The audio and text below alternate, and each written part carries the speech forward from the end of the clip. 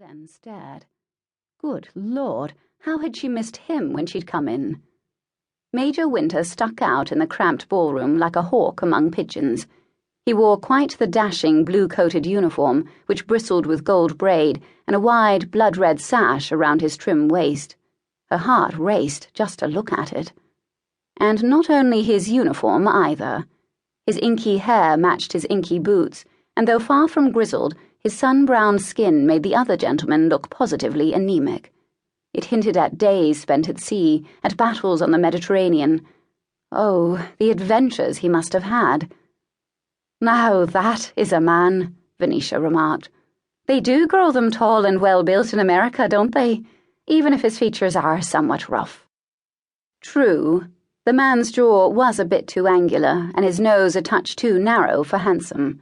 And any English lord would ruthlessly pluck those thick, unruly eyebrows. But even if his appearance were changed, as long as the man wore that brooding scowl, he would continue to look rough. And fascinating. "He hasn't yet asked a single lady to dance." Mischief glinted in Venetia's eyes. "But you'll adore this. They say he travels with a veritable arsenal. If he keeps insulting the officers, he may even have to use it." He insulted them? Drat it, she'd missed everything by coming late. "He told Lord Pomeroy that the Americans won their recent conflict with us because English officers are more interested in promenades than pistols." Amelia laughed. She could only imagine how the general had taken that pronouncement, especially from a man like the Major, who clearly saw this as enemy territory, even though the war had ended 3 years ago. As Major Winter sipped champagne, he scanned the ballroom with the barely leashed contempt of a spy doing reconnaissance. "Is he married?" Amelia asked. Venetia frowned. "Come to think of it, no one's actually said." "I do hope he isn't." Amelia slid another glance his way.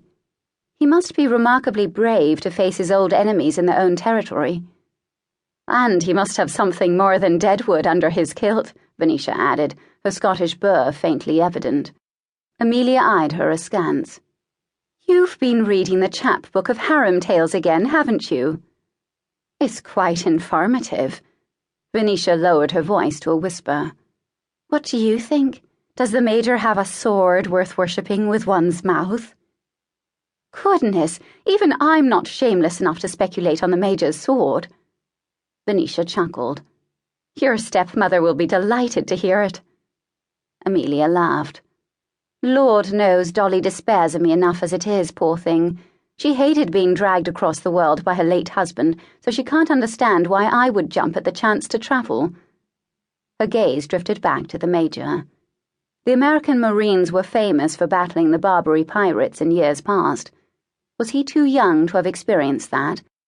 Did she dare wangle an introduction to him to find out? Lord Kirkwood glanced in her direction and murmured something to his cousin, who followed his gaze.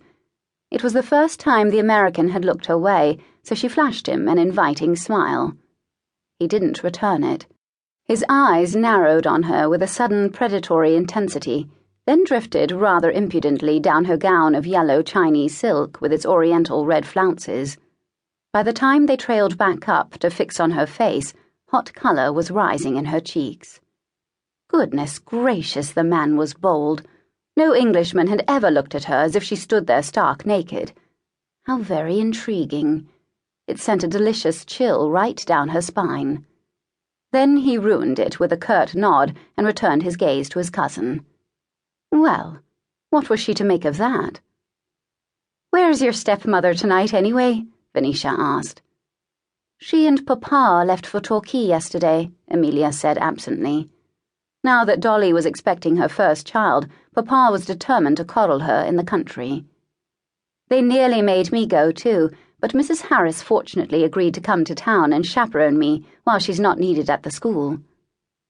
Amelia and Venetia had graduated from Mrs. Harris's school for young ladies 2 years ago, and their schoolmistress still bore a strong affection for them, as they did for her. That's why they rode out there monthly for tea and her lessons for heiresses, not to mention the wealth of information she received regularly from her mysterious benefactor, Cousin Michael. Much as I adore Mrs. Harris,